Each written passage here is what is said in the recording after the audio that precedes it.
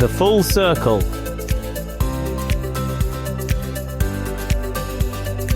With DC.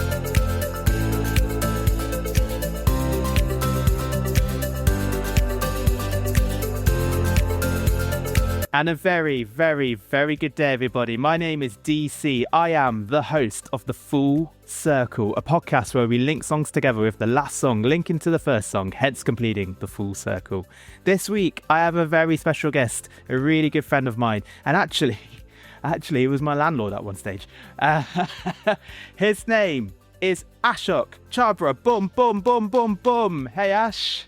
Hello. Such a pleasure to be on board. I've really been enjoying the show since its reboot, and I'm glad to do a full circle finally. Thanks, Ash. Really appreciate it. No, it's been great to have you. It's great to sort us out because I think, you've had a busy few months happening, so I'm glad we've managed to sort that. How have you been? Yeah, good. I just moved house. I've moved to Oxford, so left London, but missing sunny London, but it's been nice to be in the countryside for sure. Nice. And obviously summer's over now, so got end of the season gigs and stuff are all finished, drying up. Yeah, warming up for the winter. Ooh, because I was about to say, I think, some people listening to this will know who you are, but I think it'll be worth giving the listeners or the viewers a summary of you, of Ash, and also sharing a fun fact. But you might have just shared one there, so I'm curious to hear what your fun fact might be. Okay, I met Deb at university. We're both doctors. I'm doing hematology training, so training to be a blood doctor, bleeding, clotting, and cancers. Yeah, and I love music, like Deb. Love talking about music, and I'm a trumpet player, and that keeps me quite preoccupied between doctoring and trumpet playing. But I always love a holiday. Always got a holiday booked. I'm one of those people that where you need a holiday booked before you come back from the last holiday, if you know what I mean. Someone told me, and this is no shade, someone told me that apparently if you do that, that's the definition of being middle class. Oh, really? Yeah, I probably am entering middle class and strongly entering middle class. Dear. And Trump, yeah, tell us a bit about your instrumentation and the gigs. So yeah, I've been playing trumpet. I've rejoined an old band, like community band, and so the age range is massive. I'm probably one of the youngest in the band, but we play loads of fun gigs, and it's quite world music. So we play Ugandan stuff, some South African music, some Spanish music, some Italian music, all over the place. It's quite fun. Then I've also started a band with a dad band. You know what I mean? With one of my friends. Nobody there's we're not. I play guitar a little bit in that one as well as trumpet, so it's a bit of a run around and get to do fun stuff. It's quite dad focused. We played one of their mum's weddings a few weeks ago, which was great fun. But played some classic wedding songs. So yeah, it's keeping me busy, and yeah, quite I love it, to be honest. But also this gets me listening to not so common songs. When you're oh, I've never heard that kind of music before. There's whole genres I'm just oh, interesting. Yeah, so I'm Balkan brass and all these kind of weird and wonderful things I've not really listened to in years. So yeah, it's been fun. Wow, that's so cool. I mean, I must admit, maybe I should have known this. I'm so sorry, but I didn't know you're also a guitar player as well. Yeah, I'm not good, but I can comp. You can see me in the back playing the chords. I'm not going to do a solo anytime soon. Oh, come on. It'll just be a boring solo if I did. Very much. Next time you're on the show, I'm expecting a guitar solo from you. I maybe have to write you a song, Deb. That would be incredible. Yes. I don't think it'd be very good. It might be a bit cheesy. I'll probably take the piss a little bit, but. Okay, let's. Actually, the other thing I also want to add is that, at the same time we went to UCL together, and at the same time, this is before we knew each other, I think. At the same time, we both had our own radio shows. Yeah, interesting. So I think, was it yours was first year as well? So we both had a radio show. I was Friday drive time, Friday at 5. Me and a girl from Halls called Fran. We did a radio show, and it was really fun. We talked about nonsense the whole time. We had a couple of segments. Everything rhymed. Yeah, we didn't have Would You Rather, but there were stories from uni days and what's the disgusting story of the week kind of thing. It was great. It was just a silly chat show. And then in fifth year, actually, it's towards the end of the uni. When we lived together, I had a radio show as well. I did a jazz show on Saturdays. On Mirror FM? Yeah. We would have done that the same day then. I feel like mine was like Saturday evening. Ah, yeah, okay. Yeah, mine was Saturday morning. Yeah. But they had they refit the studio and they made it nice, didn't they? Yes. I didn't realise we did that at the same day, in the same time we lived together. You must. I remember when you were doing the show, though, because the food challenges and the stuff that's in the fridge. Well, I lost a friendship because of one of those. What, eating the pig hearts? The chicken hearts. Yeah, the chicken hearts. Yeah, lost a friendship, being like, how can you eat something like that? And technically, I would argue that, I'm eating more of that animal. Look, obviously, I don't want to offend people who are avid animal eating haters, because you're one of those. Yeah, I'm a vegetarian. I went to Glastonbury in 2019 and came back a vegetarian. Bloody hippies. Fair enough. Yeah, you've joined them. Right. Would you bring your show back, just out of interest? The first year one? Probably not the first year one. I think I'd love to do one more orientated around music, like deep dives and crate digging, and maybe do like a deep dive into one artist or a story and go from there. I think that would be a really interesting show. That would be really cool. You should do it. And then when you're on it, when you make one, then we can do a little trailer swap and get people to listen to yours and vice versa. Yeah, maybe podcasting is the answer. Yeah, we won't talk about this now. I don't think people want to hear about this, but afterwards I'll give you the deets and we can sort it out. Right, let's begin with your first song choice. What's the first song that you've chosen for the full circle? Oh, yeah, it was really hard because I wanted to play songs that you necessarily wouldn't have played usually. I wanted to play stuff you didn't really like but would enjoy playing on the show. That was my idea. Would Deb like it? No, but he might recognise some of it. So the first song's an Etta James song. It's called Something's Got a Hold of Me. And you'll recognise the beginning, I think. It's very catchy, and it's like kind of from that season of almost pre-Motown when you've got that kind of tambourine style. And yeah, I think it's a song that changed the world, I reckon. Nice. Etta James, Something's Got a Hold on Me, the first song on the full circle. Right, let's do some Would You Rather.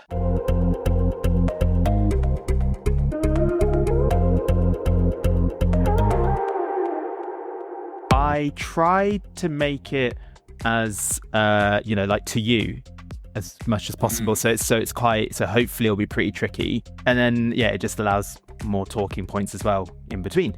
Would you rather attend Glastonbury Festival or Love Supreme Festival? Oh, this is a really difficult choice because normally I'd do both. I think honestly it depends on the lineup. I know it's a bit of a cop out, and I think Love Supreme's an easier festival, but I think Glastonbury, there's probably much more likely the lineup's going to be good because there's just more people, right? I think it's changing year on year. I think I'd rather go Love Supreme this year, obviously, if I have to make the choice. I think it's just it's all the other stuff to do with Glastonbury, all the like trekking, and you're knackered after a week of Glastonbury. It's not exactly restorative, is it? No.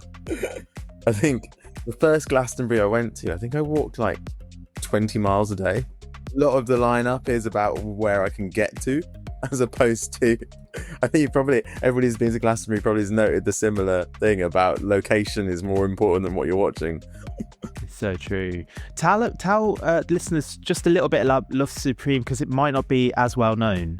So yeah, Love Supreme's a smaller jazz orientated festival. It happens in the South Downs, so right near Brighton, in a place called Lewes. There's one big stage and then a slightly smaller stage and then small stages around of more jazz stuff. So there's lots from, I guess it's quite funk and soul nowadays as well. So you get some bigger soul names, but there's a lot more smaller artists as well. And I think because the South London jazz scene has exploded in the last few years, it trickles down, and a lot of stuff will be a lot more mainstream nowadays than it was. No, it's a great festival. It's been going since the early teens, and I think it's going strength to strength. They seem to be.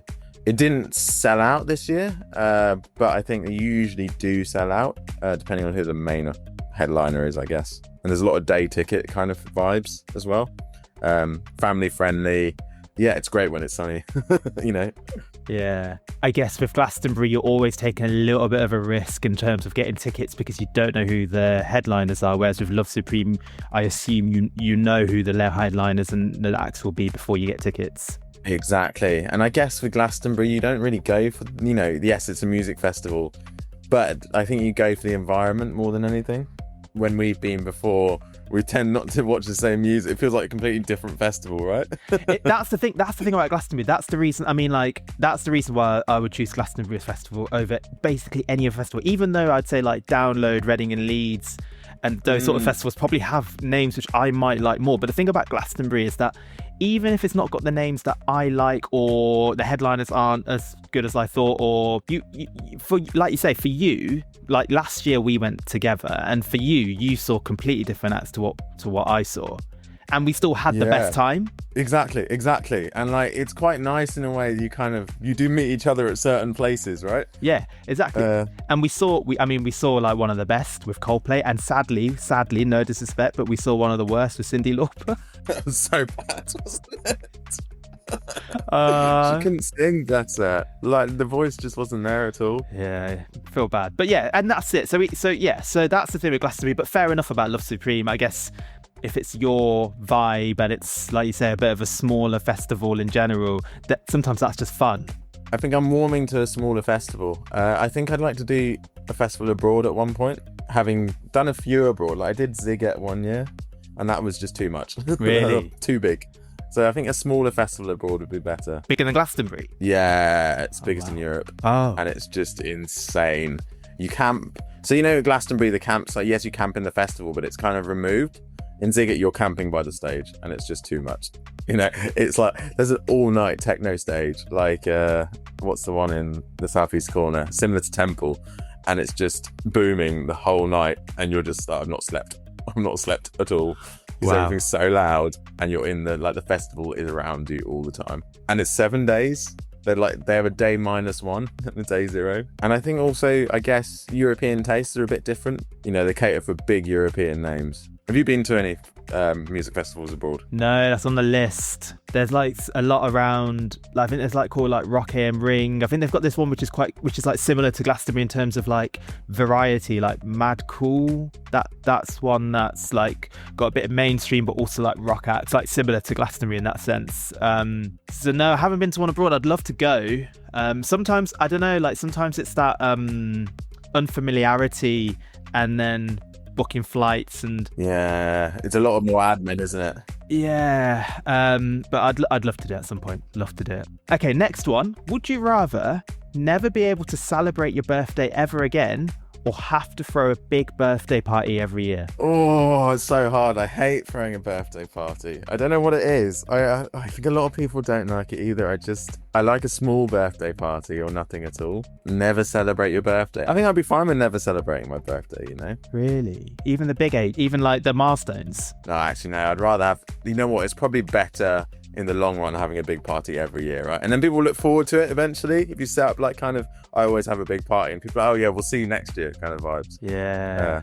I think that would be sensible. Yeah, I would go for a big party every year. Yeah, you know what? You'd start actually enjoying it, I think, if you just knew you had to do it. Yes. And your birthday was almost 2 months to the day. What did you do this year? Yeah. This year, I took the day off actually, and Mum and Dad came and visited London. We went to, I want to say, the British Museum.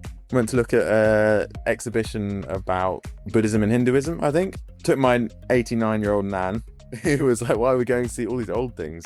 Oh, wow. She quite enjoyed it though, I think. She's like, okay, yes, that makes sense. She's quite funny. Can't stop her cleaning or cooking or like, you know, anything that's like house related, she loves doing. Good on her. So, but she argues with my mum when they cook. It's really funny to watch. Oh no. Yeah, like too many chefs. Exactly. Yeah. What's the phrase? Too many cooks spoil the broth. Yeah. I think the broth is getting quite boiled. Nice. There is a food one in a second because I know you're also a fan of cooking. But we'll save that. Okay. Would you rather? I know it's a music show. but I also know you love your movies. Would you rather never be able to listen to music again or never be able to watch movies again? Oh, that's an easy one, Dev. I'm afraid I'd never watch movies. I can't live without music. Fair, because when we lived together, Yeah. we'd always have to watch a movie though, like once a week minimum. That's it. I think I like watching movies. I like watching movies with people. I think it's quite a nice shared activity. But I think living without music would be impossible. Yeah, fair. I think I could live without films. I wouldn't want to, but I could. And we did something quite regularly which combined the both, didn't we? Soundtracks. Yeah, soundtracks nights. Kind of knew the order of the playlist. It was for the listeners, it was a pub night where they played soundtracks, and it was the same playlist every week. So you knew what you were getting at least. You know that pub's now closed down. Oh, I know, it's sad, isn't it? Yeah, everywhere. That same road, I don't know, people might not know it's in the Camden area, but that same road used to have this massive like costume shop, which I think we went to, maybe like once or twice, but that's closed down. A lot of Camden has changed. Some might say for the better, some might say for the worse. I don't know. I think honestly, Camden's been changing for so long, right? Have you watched the documentary about the Camden documentary? No, I need to watch it. Is that the one with like Dua Lipa and the musicians? Exactly, yeah. So like Chris Martin does a lot, and Dua Lipa's quite centric. And it's kind of reminds you bits and bobs. Actually, we moved there in 2010, when I know Amy Winehouse was still floating around, and it was, maybe we were at, like, I know we probably missed the peak of Camden, but we're still, you could run into Dua Lipa in a pub or etc. I've not bumped into Dua Lipa in a pub. I did a show. I don't know if I'm allowed to say this. I did a show with Frank Turner, as you know, and he did very kindly invite me and Abby to this very small place in Camden to see a show, not of his but of someone else, and that was quite cool. Wow, very cool. Yeah, that was quite. It's nice to meet him in person. Maybe Camden is still vibing. Yeah, maybe it is. Yeah. Would you, if you could live anywhere in London, where would you live?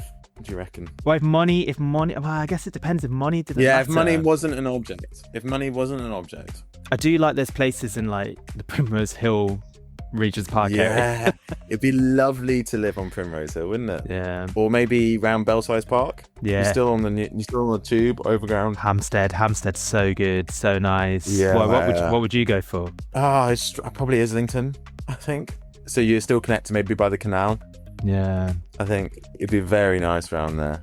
It's a nice area. I think it gets a bit of an unfair reputation about maybe the dangers of there, but actually usually it's good vibes and everyone's especially the Highbury and Islington area. That area is really cool. Yeah, those nice houses as well around the back of there. Yeah, definitely. Nice pubs. I think I know we're very North London focused, aren't we?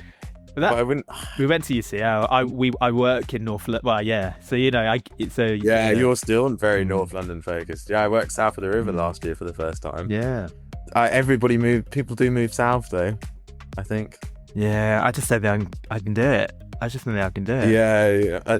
For those listeners who don't know, there's a bit of a rivalry in universities between the north side of the river and the south side of the river. The thing is, I drove to South London from here. I had to drive once because we were going past South, and Abby was working down South in South London, and the traffic there was appalling. And I realised that if I ever have to drive from South London to like Coventry, which is hometown, that would just be next to impossible. So I think that also plays a bit of a part as well. But yeah, the rivalry definitely. Yeah, definitely rivalry. Leafy North London for me, please.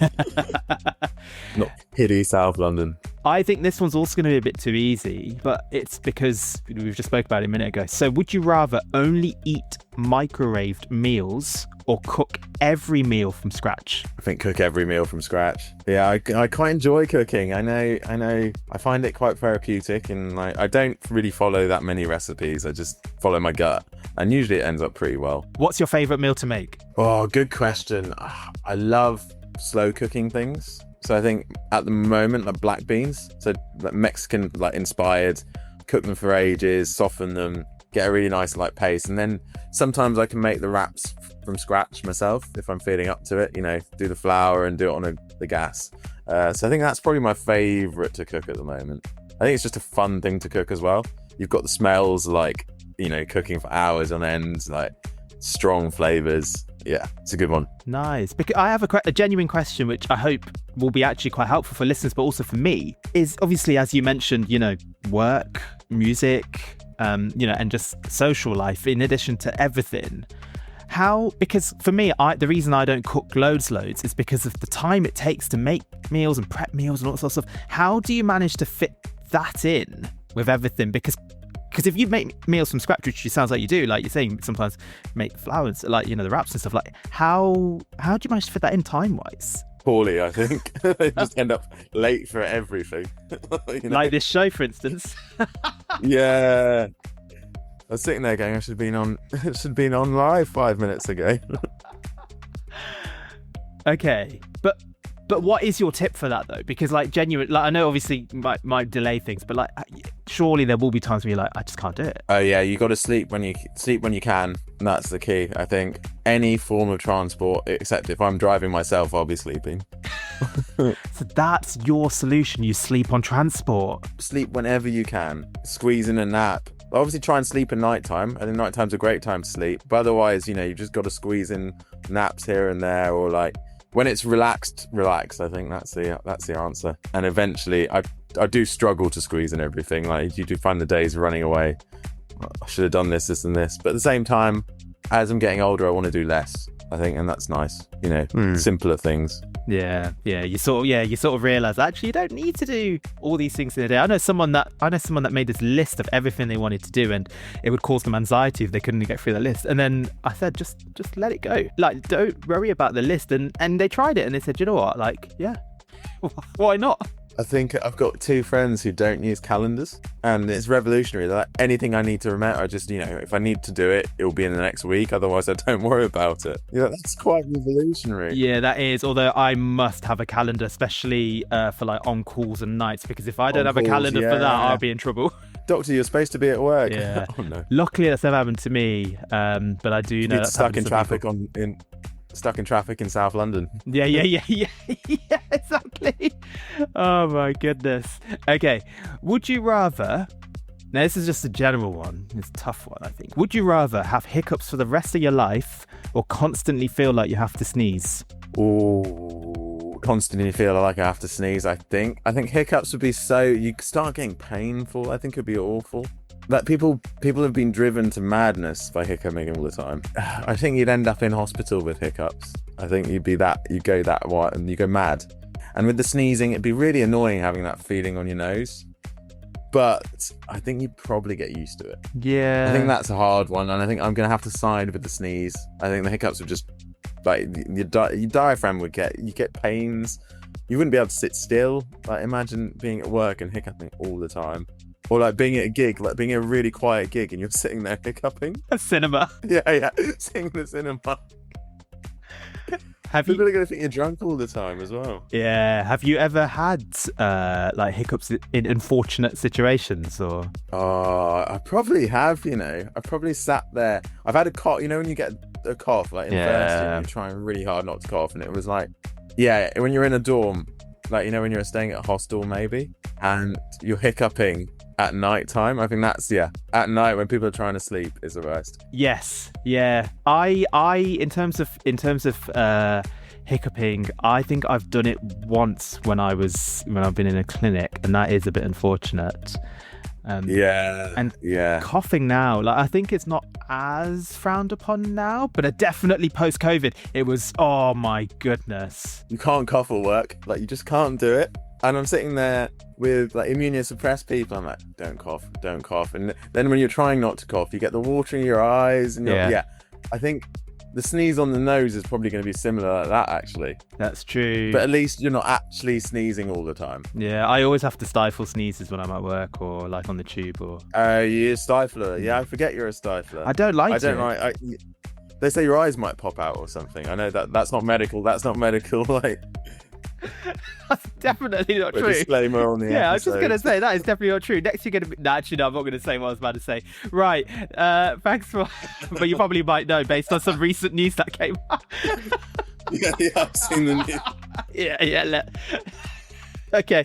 Anyway, no, thanks for answering this. Would you rather questions? Good fun. Right, Etta James, Something's Got a Hold on Me. How does that link to the second song? It's been covered by like a familiar artist, and this song's also a cover. I know this is quite a tenuous link, but I just wanted to play a drum and bass remix. So the next song is Hometown Glory by Adele, and it's a drum and bass cover by High Contrast, which actually featured on the initial album.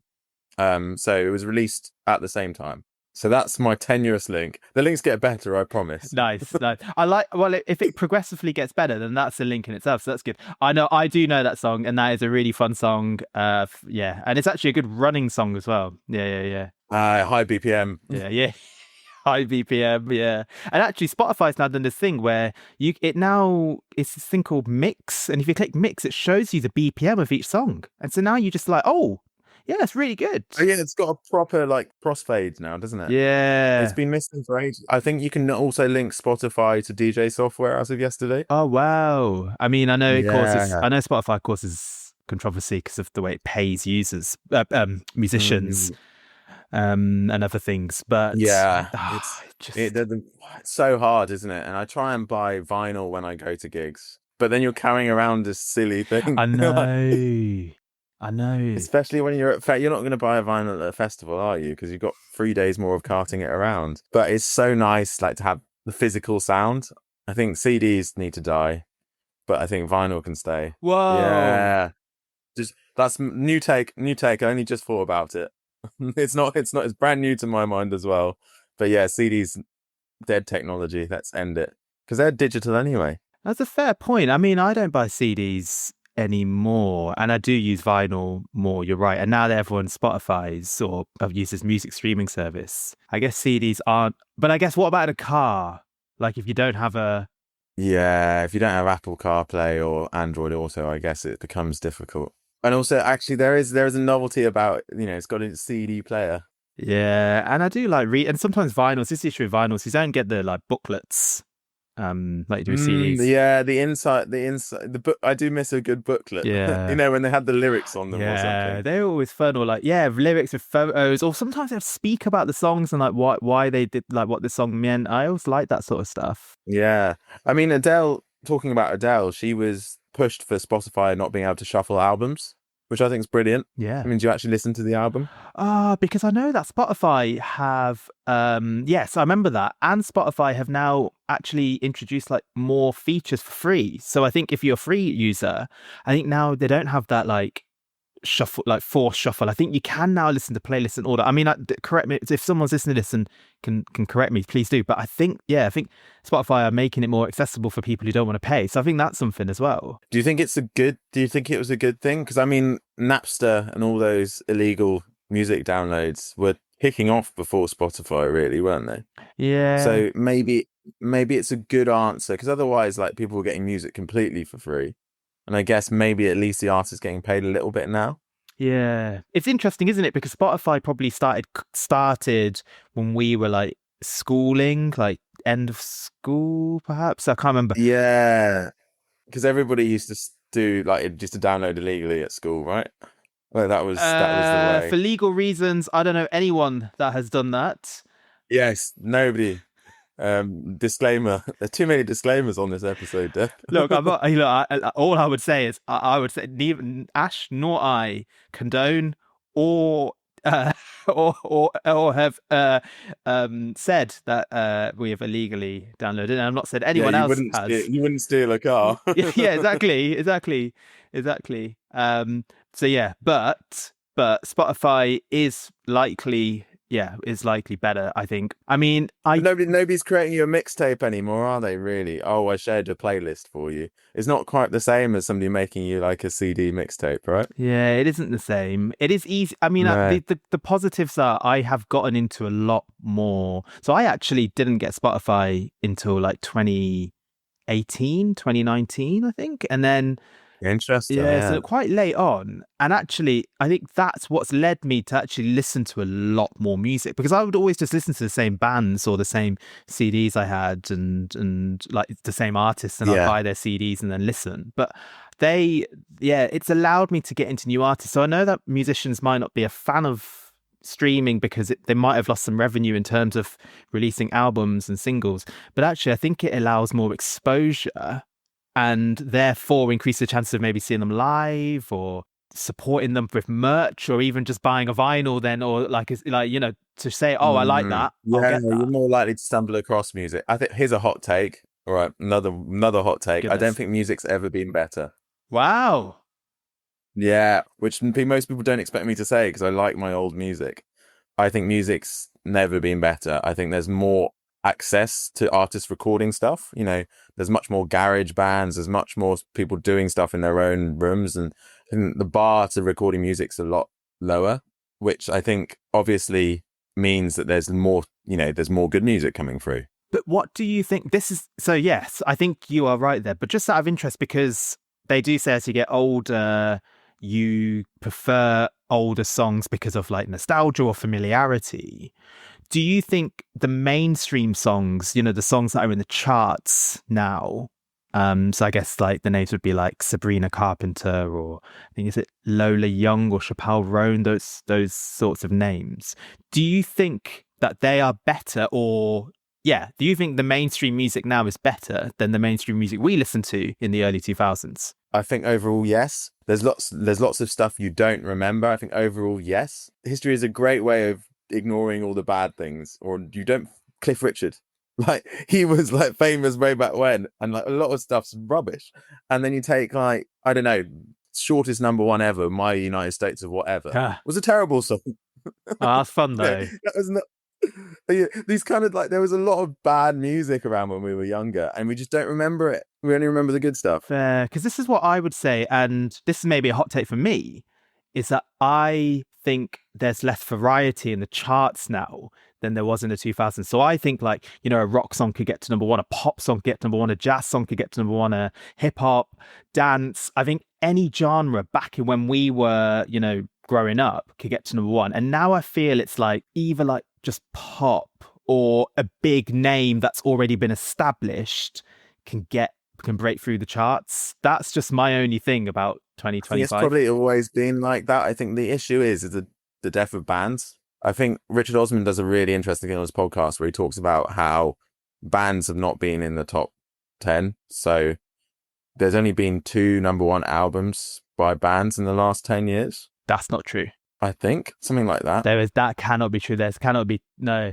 Maybe songs, but not bands, not albums. Maybe it's the singles chart. That would make more sense.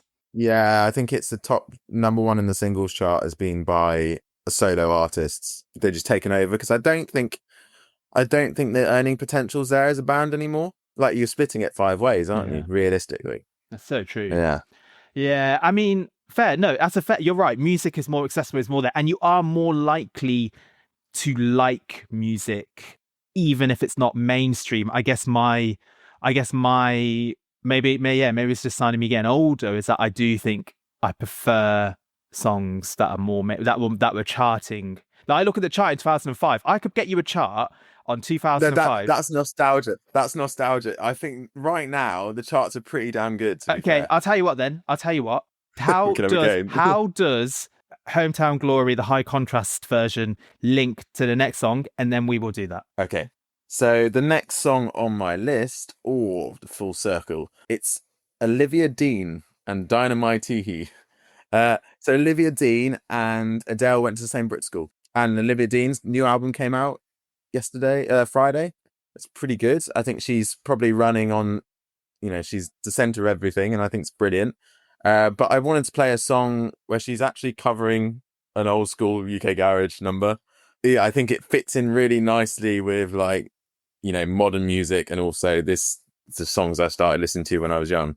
My first album was actually a UK garage album. It was So Solid Crew, They Don't Know, which in hindsight is not your best first album, but at least my first single was much worse. It was Nickelback. So that's a tune. How you remind me? That's such a tune, mate. The Nickelback were a running joke. They were they were the brunt of all like jokes for ages. They are great.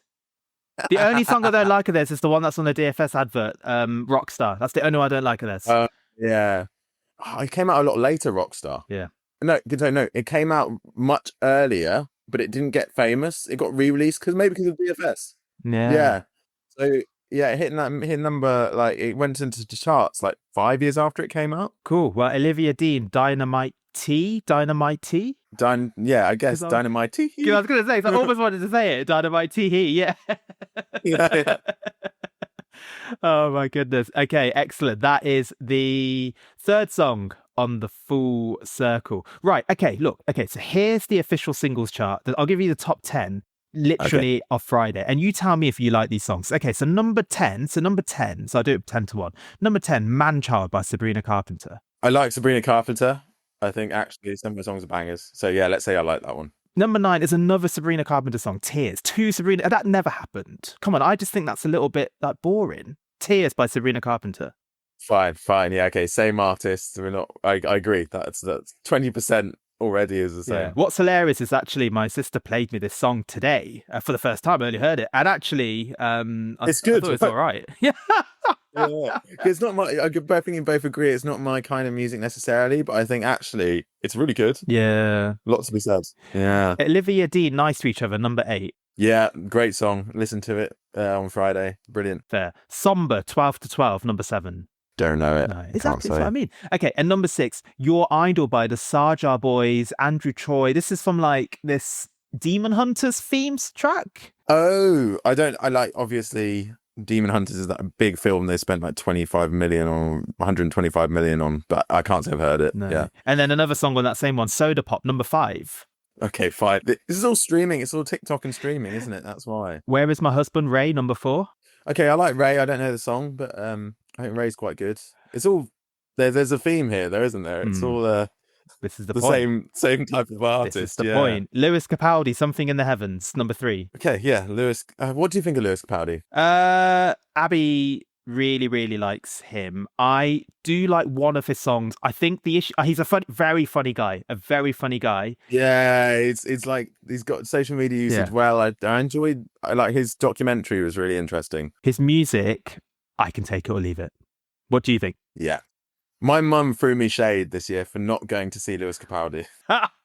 Why? At Glastonbury. She's like, I was like, Mum, who did I go see? I went to see Rod Stewart. She's like, threw me shade for not going to see Lewis Capaldi instead. Because he was a secret set, wasn't he? Yeah. And I heard it was good. I would have gone I would see him at a festival for the vibe and a secret set. I wouldn't pay to see him. Yeah. But if there was someone better, I don't know. All I was going to say, if there's someone better, I wouldn't I'd still choose them over Lewis Capaldi going at Glastonbury. Yeah, I kind of wish I'd chosen Lewis Capaldi though in hindsight. Oh no, really? Why? Who did you saw Rod Stewart instead? Yeah, he wasn't very good. Yeah. He complained about not having enough time to play any of the songs he wanted to play. And you're like, what's he talking about? Just play the songs that are good. Exactly. Anyway. Number 2. Yeah, it was quite funny. Number 2, Man I Need, Olivia Dean. Oh, it's good. Great song. Fair. And number 1, again, is from that soundtrack. It's called Golden. Okay, I think you've proven a point that all the artists are basically the same person. This is the issue. Three. But I think it's always been like that. Okay, we're going to have to go back to 2005 and see what's what. 20 years ago, this was the top 10, okay? Number 10, Pondy Replay by Rihanna. Pondy Replay. Okay, that's a banger, to be fair. It's all going to be Rihanna, isn't it? It's going to be the same thing. It's not. That's the point. Number 9, Behind These Hazel Eyes by Kelly Clarkson. Okay, I could take or leave that. Yeah, fine. Number 8, Dare by Gorillaz. Banger. You went to see the Demon Days, didn't you? Yeah. Yeah, I know you talked about it already in one of your shows, but I think I would have enjoyed the first album more. Fair. I think for us, and I think Demon Days just has all those like massive hits. I think I got the features. Yeah, got the hits, right, it's a shame that they were very strict on that because I would have liked to have seen them do Clint Eastwood because that is just a tune. And I do love the first. I really love the first album, but I was thinking about my parents. It was a gift for my parents, and we went as well. So I felt like they would have preferred Demon Days over the first album, and I think everyone said that was the better one. It's really hard when I think. So I went to a gig with my parents as well recently, like a couple of weekends ago. I went to see Cat Stevens. Oh, nice! And it was like in a living room kind of vibes. Is it technically his book tour, which I thought was really funny. And he just talked through his like life and song and stories about his songs while he played the songs. But it's you're like right. You've got to pick the right gig for your. Like the people you're going with, right? Yeah, that's exactly it. Yeah, so tune number 7, Dr. Pressure, Milo versus Miami Sound Machine. Do you know it? I'll send it to you after. I think you'll know the song. Number 6, Bad Day by Daniel Powter. Yeah. Oh God. Num- It's a Head and Shoulders advert, isn't it? yeah. Number 5, 9 Million Bicycles by Katie Melua. Don't know that one. Yeah, there are 9 million bicycles in Beijing. That's a fact. It's not a Oh, fact. I think there's a little new. oh, is that Yeah. why it's called that? Yeah. Ah, that's interesting. Okay, number 4. It's a nice song. Yeah, number 4. Okay, this is what I'm saying. A bit of variety. Number 4, Do You Want To? Franz Ferdinand. Oh, Franz Ferdinand. Yeah. They're back on the scene, Yeah, aren't but that's what I mean. Like, these bands were charting. Number 3, We Be Burning by Sean Paul. they? We've been burning. What? Actually, this was probably a great week in 2005. In fairness, You know the Sean Paul fact? depends what it is. So you know when he says Sean DePaul, Yeah. he's not saying Sean DePaul. He's saying Chanda Paul, the cricketer. No, he's not. Yeah, he's saying Chanda Paul is a Trinidadian cricketer from the West Indies. Oh my goodness! But surely he knew that was going to cause confusion. Yeah, so it's a bit of an in joke, but he was initially saying Chanda Paul. Oh wow! Big up Chanda Paul. That's so funny. I think he's got some relation to Coventry as well. I can't remember what it is, but all I know is that some people I know from Coventry love him for that fact, because as soon as someone mentions Coventry, because no one does in a positive way, everyone's absolutely ecstatic. Number 2, Kanye West, Gold Digger. Okay, yeah, fine. I mean, you had quite a few good albums that year. I think Homecoming's a great album, isn't it? It's not Homecoming, right? Yeah. The one, I think it was. I know it's got Homecoming as a song as well, and that's the one which has Good Life. That's such a good album. I agree. Yeah. Oh, it's unfair. You picked a title, like maybe we're just not remembering the bad stuff. Yeah. But this is not an example of it. I think you picked a good week. And number 1, Don't You, Pussycat Dolls. Okay. Maybe that's a terrible song in hindsight. It's not. Look, it's not. It's catchy. But what I'm saying is that I would say those charts 20 years ago is just better than it's more now. variety, isn't it? It's more variety. Yeah. But also, I think maybe nostalgia is playing an impact on it. Also, at that time, music was like all I did. You know, I listened to music. So of course, I know all the songs in that charts. Yeah, that's true. That's true. I don't know. And that's the issue. You're right. You made a very good point earlier when you said, like, you know, TikTok, and a lot of songs now do well because of TikTok, and that's just the way it is now with streaming culture and social media playing a massive part now with charts and music. It's discovered some artists like really well. Yeah. And like, you know, you've got like Disco Snails becoming a hit again when you're in random songs by like, you know, B-sides of Wolfpack playing like non-stop. But also it was really nice when that Fleetwood Mac song went like absolutely wild just because of TikTok. Yeah, and I think also... And a man with cranberry juice. Yeah, and I think Netflix also plays a part, like Stranger Things when Running in the Bush. No, Running in the Bush, is that right? Yeah. Running up the Hill, Running in the Hill, not Running in the Bush. Sorry. Running in a Bush by Kate Hill. Yeah. Oh yeah, you know, but also that was so good. I really like, I think just the blurring of that song throughout that, sorry, there's probably not a spoiler, but like the song kind of like slowly and subtly gets played throughout the season. Yeah. Amazing. Amazing use of a great song. Yeah. And I mean, Kate, but cracker of a song, actually.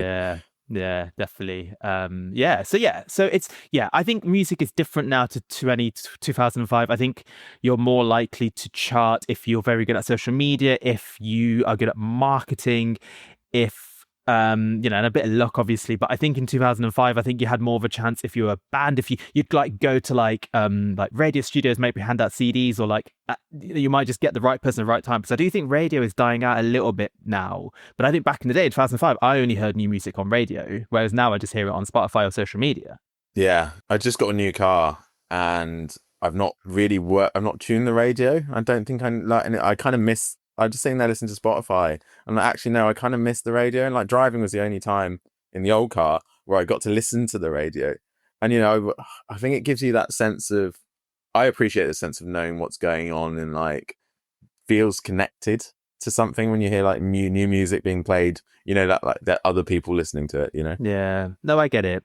You're not just in your own echo chamber, I guess. Yes. Of music. Yeah, because otherwise you listen to comfortable things, and I think everybody's music tastes are becoming similar because of Spotify algorithms to an extent. I can walk into a cafe and hear like an Etta James B-side which nobody would have listened to 10 years ago, being like 5 or 10 people listening to the same song. Like in a day, I can walk into the same cafe and hear this song. And I'm like, why has everybody got the same music taste as me all of a sudden? And you realize actually you're just all on the coffee and unwind playlist on Spotify. Yeah, that's a very fair point, and that's why some of these older songs do better as well. Of all these, you say the algorithm and playlist. Nice. No, I'm enjoying this. It's this podcast. People have complained before because this podcast isn't very musicy, so I'm really enjoying this music chat. It's fun. How does Olivia Dean Dynamite he link to the next song? So the next song is an Ezra Collective song. Ezra Collective are one of my favorite bands of the last 5 years or so. I've seen them lots of times, and I think they bring a really good live energy. So they won the Mercury Award for an amazing album, and then they followed up with an even better album. And this is the title song from that, the song I want to play, but the second song off that album, Olivia Dean features on. So I'm not playing another Olivia Dean song, but I'm going to play an Ezra Collective song. I think it features Yasmin Lacey, and it's God Gave Me Feet for Dancing by Ezra Collective. Nice. Fourth song on the Full Circle, Ezra Collective. God Gave Me Feet for Dancing. Okay, it's time for some favourites. So I'm going to ask you some favourite stuff related to you. So, and again, just allows more chat. So what's your you mentioned holidays. You mentioned booking you've got a holiday booked even before you've finished your last one. So where's your favourite place that you've visited outside the UK? Good question. I think I'd probably do it on a continent scale, but I think I'd struggle more than that. Best place. I'd probably say most recently, I really enjoyed Thailand. It's nice. I think it just wins in Southeast Asia. It's got the food, it's got the culture, lovely people, great things to see, lots of mountains, lots of hills, lots of beaches. Yeah, really impressed with Thailand most recently. And I think Bangkok's become much more of a cosmopolitan city. It's a lot easier to be in. I've got a few friends actually move in there, and I'm like, wow, this is, times are changing. But yeah, I think so far, last year, Thailand's probably up there. This year, Thailand's probably up there, the best place I've been to. Nice. And what have you got booked? Or have you got anything booked? Yeah, I'm going to Colombia in about 5 weeks. Oh. Yeah, I know. Cheap flights, what can I do? I'm a sucker for a cheap flight. I'll see it, just book it, yeah. Are you going with anyone? Yeah, going with Liddy, my girlfriend. Nice. And we're doing like 5 days in the rainforest and then a week on the beach. Incredible. Enjoy that. Yeah. Winter holidays, I think, are the one. I think I just get really vitamin D deficient, probably. Fair. Yeah, makes sense. Yeah. We're going to Japan in November. Ooh, nice. Nice. Yeah. That would be amazing. If you need to do the go-kart thing. Yeah, where you go Mario Karting around the Tokyo. Yeah, I'd love to. Yeah. I think we have got a day booked for Universal, but I did it in LA when I went to LA with my sister. We did the go-karting and that was fun. So, but doing it in Tokyo will just be a whole different experience. They do it. Yeah, you do it in the city. It's so cool. Oh yeah. That's what Abby was telling me. I know. Yeah. Have you? So you've done that? It wasn't there when I went to Tokyo. They didn't do it. It's only like come in the last 10 years or so. That's annoying. I've heard so many good things about it. Yeah. What's your one thing that you're like, oh, if you have time, you must do this in Tokyo? Yeah, definitely the go karaoke singing. Just do it. Just do it. Bite the bullet and do it. It's so much fun. You end up in these silly pubs and they're all hilarious. It's good. It's good energy, and I think you see a side of Tokyo that you wouldn't otherwise see. Nice. I don't mind karaoke. I would have to see if Abby would be willing to do it. Yeah, I don't like karaoke much. I think because I know I can't really. It takes a lot of effort for me to hold a tune with my voice. I don't know what it is. Yeah, so I know when I'm not singing well, it's just like, I'm not going to try. Okay. I like belting something sometimes, though. When it's like multiple people singing down the same microphone, that's fine. Yeah, that's good fun. Okay, so that's cool to hear about Thailand and next holiday. But let's say in the UK then. What's your favourite place in the UK? So I've only been to Cornwall once, but I loved it. Like the beach is slightly slow. It doesn't feel like the UK. It feels like you're in it. You're on the continent in like Mediterranean, and it's relaxed. It's just generally quite cool. It's just such a pain to get to. Like I was like, see, the last time I went, it took us 8 hours to get there, and I'm like, I could have been to Thailand and back. But I think Cornwall, I think, is the one. There's good surf. In another life, I'd probably live in a van in Cornwall. Because obviously something we haven't spoken about is we were both in Australia at the same time. And did you had I'm sure you had a surfboard. I remember when we visited. Yeah. So I got really lucky. So we were really lucky, I think, post-COVID with the place opening up. And I know we were in a state that was completely open like pretty quickly. So I bought a 4x4, bought a surfboard, we put a tent on top and went driving around the country. And it was good. Like I became a bit of a wild man, honestly. Like I'd sit there, like start fires, walk around barefoot. I had like long hair. And one time we kept playing with this crab.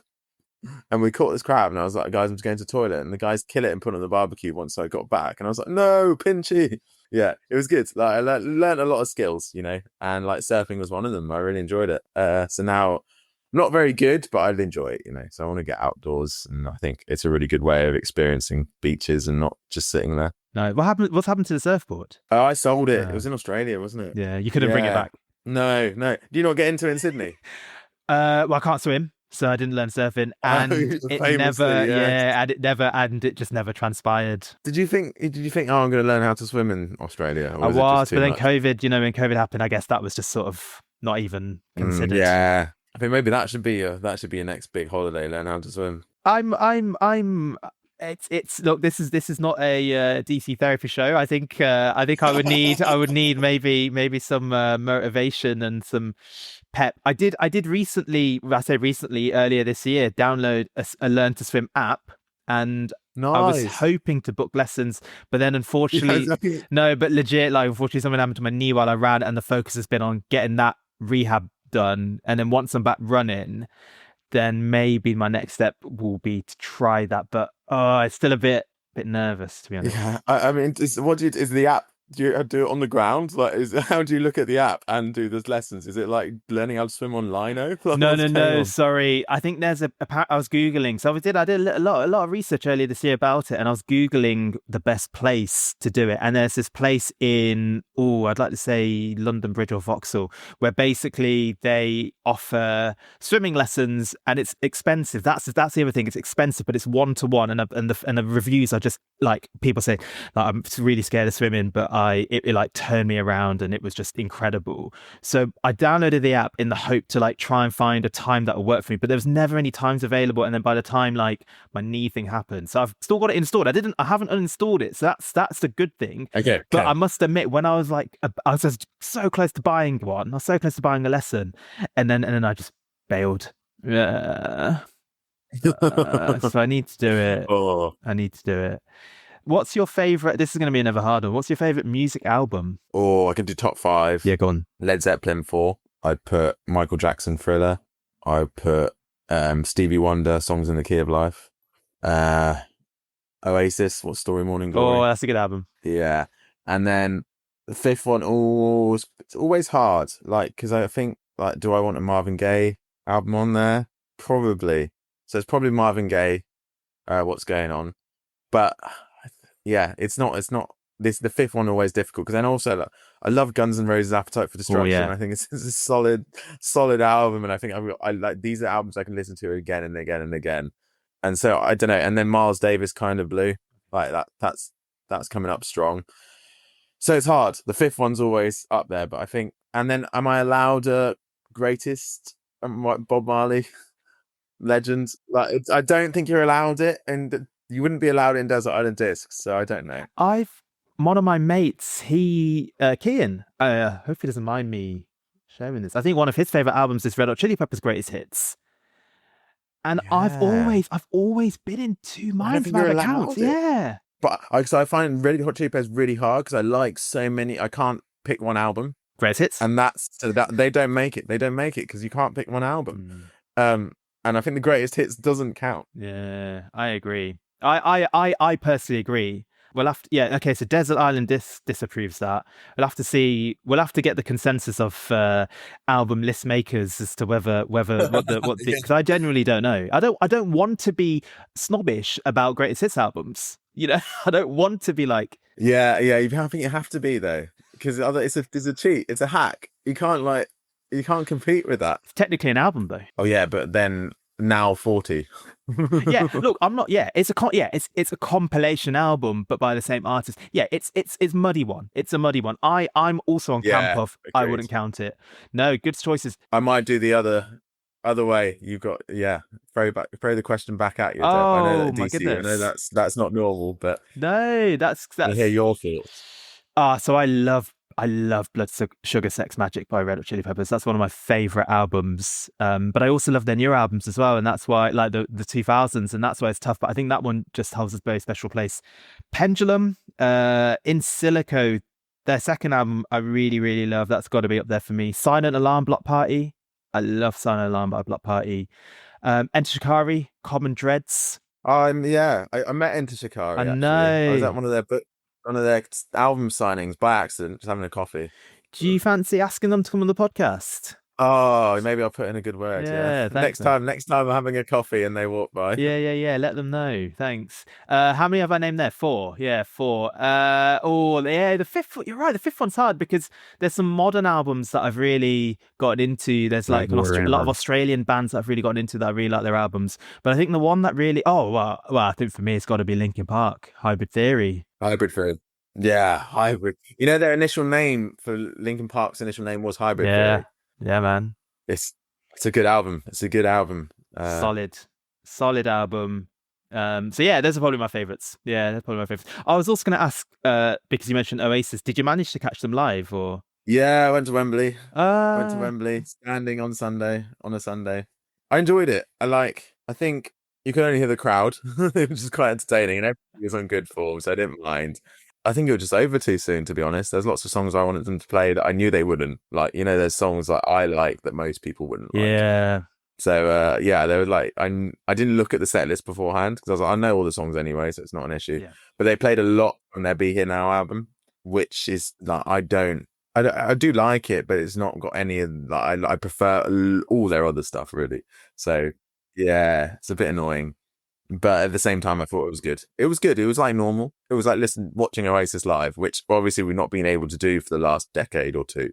Yeah, and it's like, that should have happened a long time ago. Yeah. So yeah, I'm quite happy I got to see them live because obviously out all my artists on my favorite albums, I'm not going to see any of them live. So no, fair. Did you have to spend like hundreds and hundreds, or did you manage to get them at like? No, we got through on the initial. Nice. I think it's £100, which was quite a lot. But you know, they are doing it to make money. That's the only reason they're coming back together. Let's be honest. Yeah. You can see they don't get on still. Oh, really? It's quite funny. It was quite funny. The energy on stage was hilarious. That's interesting. Like Liam still being Liam, but it was very good. Okay, no, they did give each other a hug. Oh, that's nice. Unless it's the Oasis gig, fair enough. But what's your?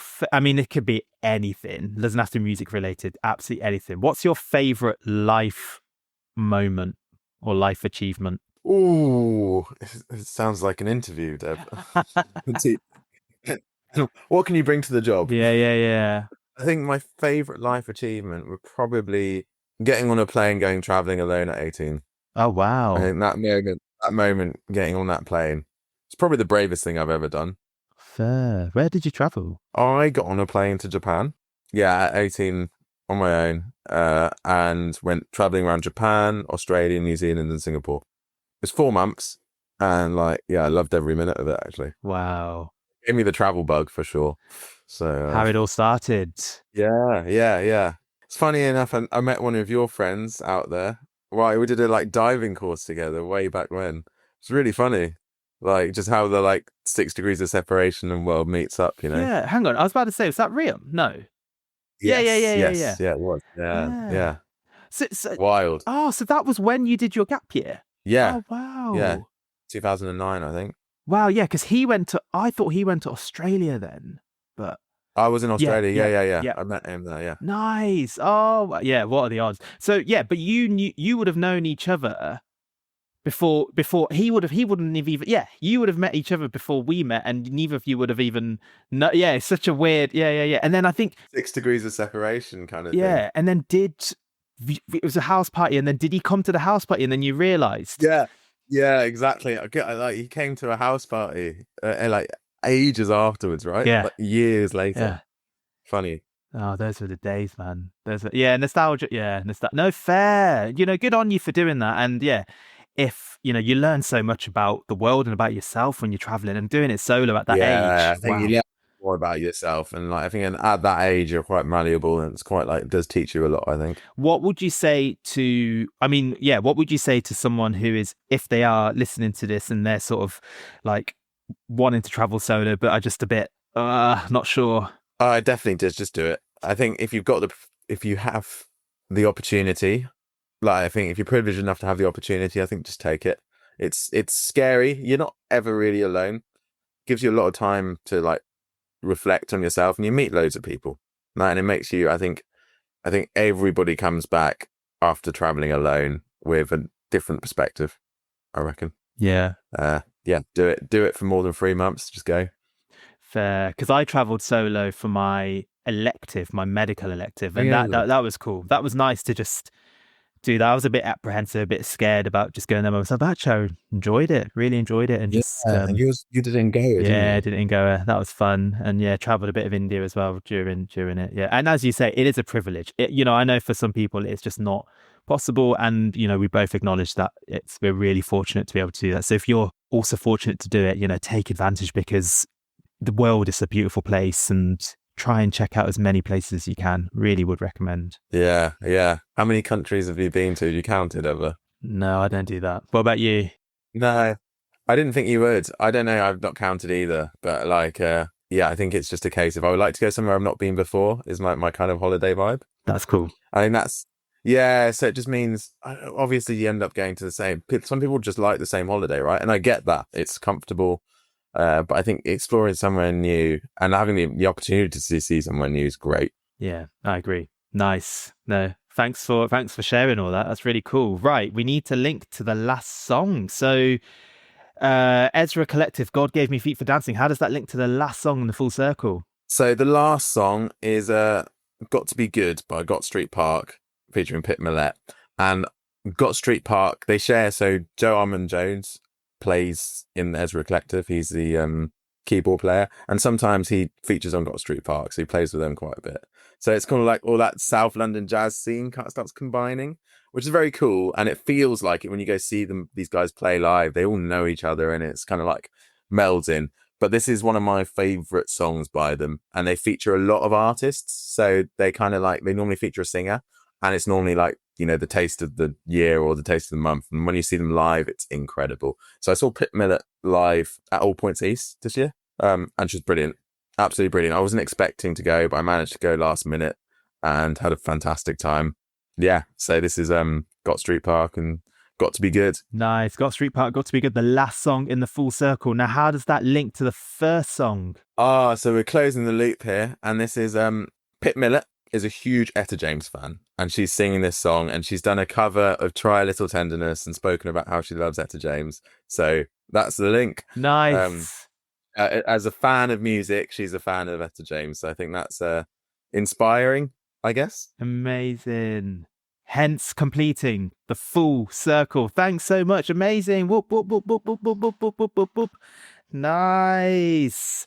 Thanks so much for coming on, Ash. It's been an absolute pleasure to have you on and just chat and reminisce and hear about you and your music stuff, and also just about life and sharing advice. And yeah, you could definitely start your own podcast. In fact, you should. Then we could like guest on each other. I might take inspiration. Yeah, that'd be so cool. Oh, been such a pleasure. No, thank you so much. Was there anything that you wanted to share? Any more insights? Any more? No. Well, you can share some hot takes if you want. I think I love your closing statement on this show, and I agree as well as a fellow Hindu. Yeah. I think that's I've always wanted to say it. Okay. Can I say it? Yeah. How about this? The one and only well, no, there might be some exceptions in the future, but I will let you finish the show. So it's been DC on the full circle with his guest Ashok, and as always, we're going to end it with stay safe and don't eat beef.